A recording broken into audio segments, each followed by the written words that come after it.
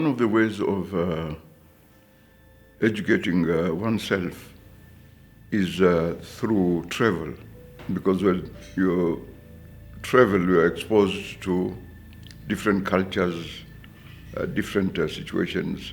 Just to give an example, in places like Oxford and Cambridge, you have these alumni or former students who decide to endow some money, to the institution for a variety of reasons. One of those endowments was supposed to give money, expect a student, from that college to apply for funding to travel. And the endowment does not say which particular place you should go to. You just go and travel, because when you travel, you're going to be exposed to new ideas. You're going to see new places,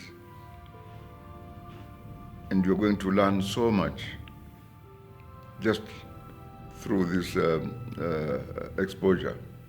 And the students apply, and then they get the grant, and it doesn't tell them go to a specific place.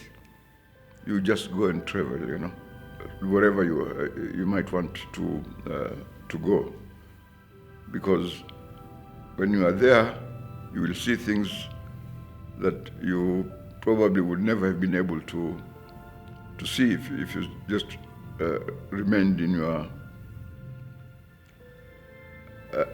college or in your country. So that was one of these very important ways of educating people. When you go to new places, you see people dressed in particular manner. They eat particular foods, and they eat in particular ways which you had never met before. So that, in a sense, also has an effect in reducing your prejudices, towards other people. Because now you no longer want to be surprised. You're no longer really surprised, but you are constantly learning. And you know that there's not one way of living life. There's not one way of doing things. There are multiple ways of living. So this has an impact on your prejudices. In fact, your prejudices are either minimized or completely thrown out because of this exposure. And if we don't travel, we just live in one place, it leads to a navel-gazing, that this is the only way of doing things, and other people are in the wrong. So it's not only about seeing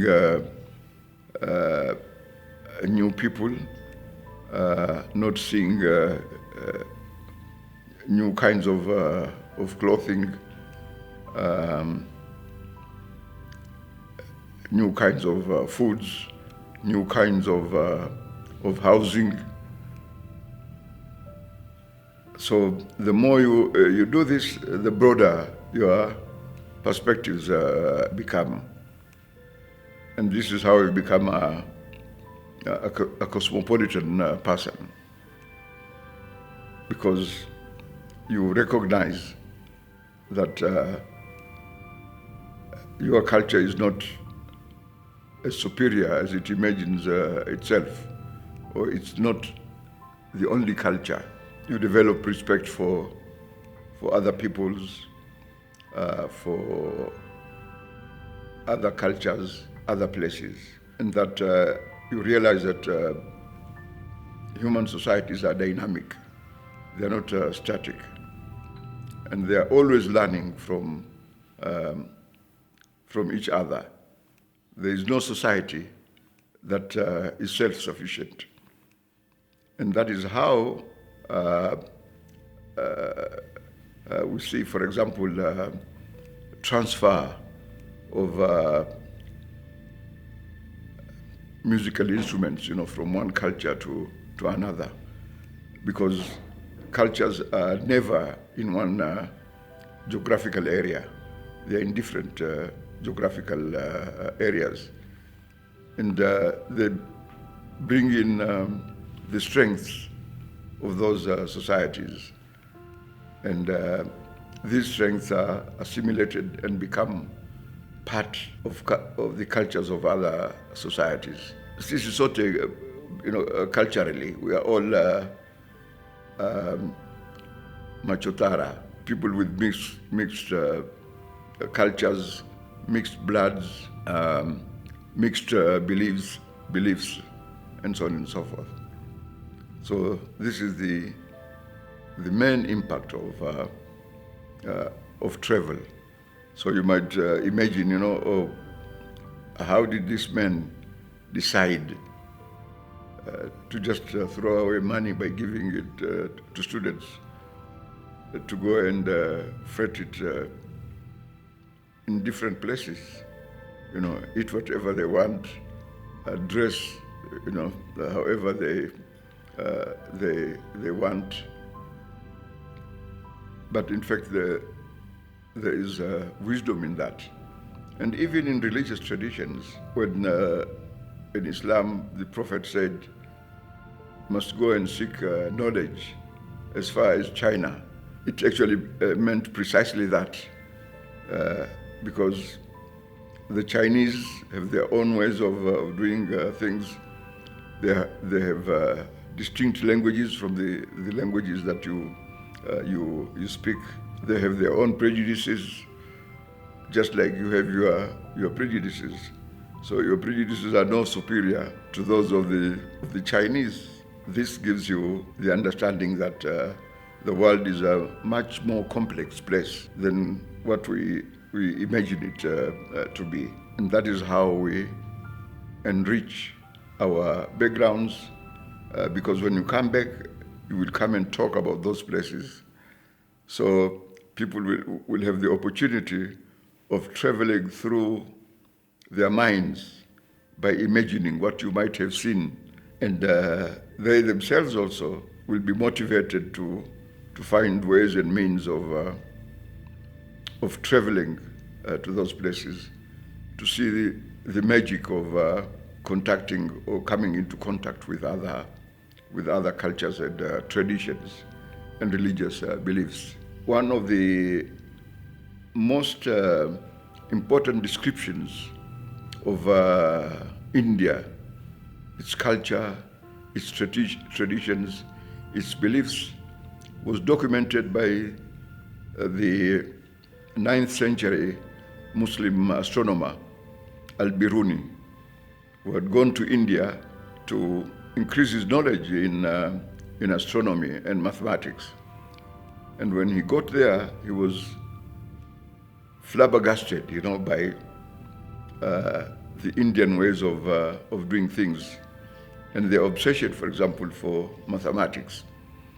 So it's not that the Indians are mathematical geniuses, No, it is the culture that habituates them to think in mathematical terms. So fascinating when you read that account by Al-Biruni. He never mocked their beliefs, and he said that sometimes, in fact, we misinterpret the understanding of those beliefs by those people because we come with our own prior understanding of things, and that prior understanding is not the absolute understanding of things. So I would encourage any of us to go and look at Al-Biruni's writing on India.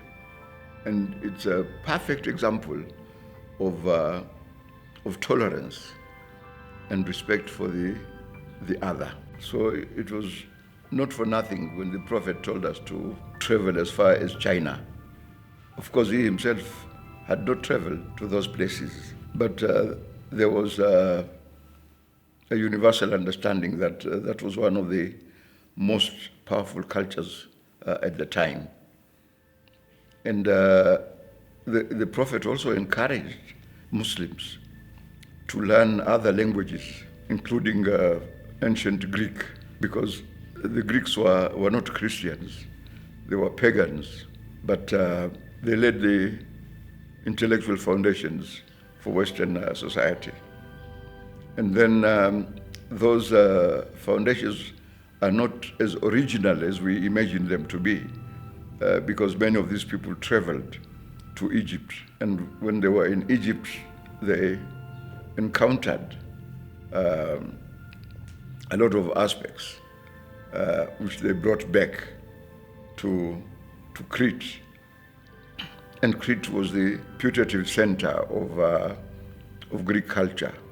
Greek culture is presumed to have started in Crete. And in fact, it's not, it's anomalous to say that something started at a particular place, because there's really no such beginning. It is just adaptation, adoption and then adaptation. So you adopt certain ideas, and then you adapt them to new circumstances, and then you get different setups, and that is precisely what happened during that time.